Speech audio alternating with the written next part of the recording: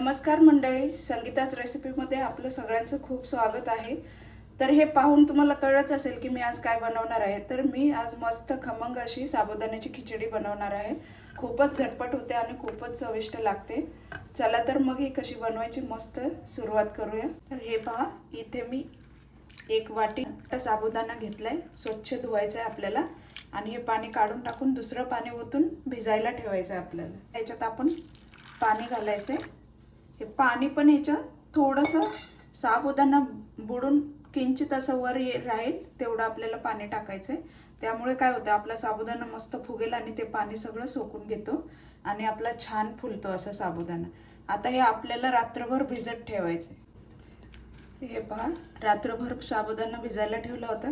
पहा किती छान भिजलाय, एकदम मऊसूत झालाय, खूपच मस्त।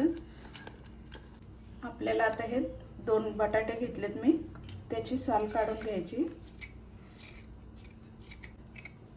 हे बटाट्याचे पातळ काप करायचे। हे पहा, असे पातळ पातळ करायचे, म्हणजे चांगले आपल्याला तेलामध्ये फ्राय करता येतील आणि लवकर पण शिजतील। 4 मिरच्या चिरून घ्यायच्यात आणि कोथिंबीर।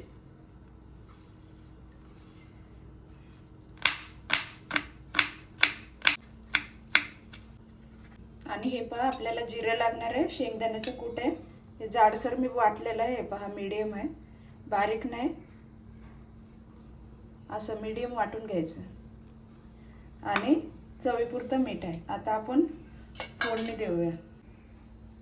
तर इथे 1 चमचा जिरं घालते। त्याच्यामध्ये आपल्याला हिरवी मिरची घालायची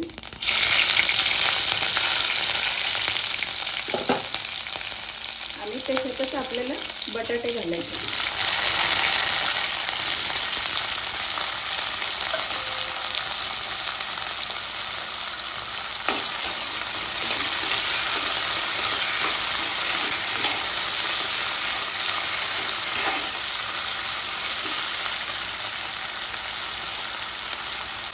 आणि चवीपुरतं मीठ घालायचं। त्या मिठाने काय होतं, खूप छान चव येते बटाट्याच्या पिसांना पण, फोडींना। आणि बटाटे लवकर पण आपले खूप चांगले फ्राय होते। आता हे आपल्याला बारीक गॅसवरती झाकून ठेवायचं आणि जरा बटाटे थोडेसे क्रिस्पी होईपर्यंत आपल्याला फ्राय करून घ्यायचे। आता हे आपण झाकून ठेवूया। आता या साबुदाण्यामध्येच आपल्याला शेंगदाण्याचं कूट घालायचं आहे। हे पहा, आणि थोडंसं मीठ घालायचं आहे, म्हणजे त्याला थोडंसं चव येईल। थोडंसं मीठ घालायचं आहे। ते व्यवस्थित मिक्स करून घ्यायचं आहे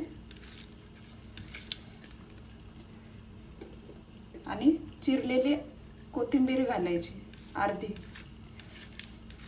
हे पहा, बघूया आपले बटाटे मस्त क्रिस्पी झाले।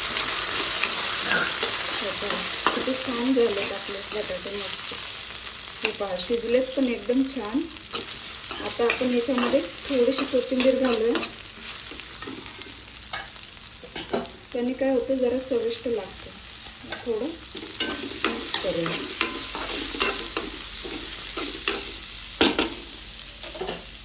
आता आपण त्याच्यात साबुदाणा घालूया। खूपच लवकर आणि झटपट होते ही खिचडी। तुम्ही नक्कीच अशी खिचडी बनवा, खूपच टेस्टी खमंग लागते। आता उपवासाचे दिवस येत आहेत, तर ही खिचडी तुम्ही जरूर ट्राय करा, खूपच मस्त होते आणि सगळ्यांनाच आवडते। एकदा करून बघा अशा पद्धतीने। हे पहा, आता याला आपण थोडं झाकून ठेवूया आणि वाफवून घेऊया जरासं।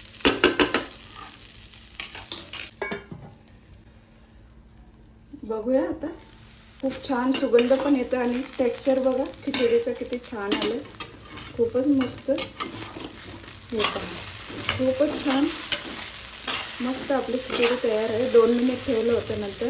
हे पहा, आता आपण गॅस बंद करूया। तुम्हाला हा व्हिडिओ कसा वाटला, आवडला असेल ही खिचडीची रेसिपी साबुदाण्याची, तर नक्कीच लाईक करा, कमेंट करा, शेअर करा आणि सबस्क्राईब करायला विसरू नका। अशाच मस्त चटपटीत रेसिपीमध्ये भेटूया। थँक्यू।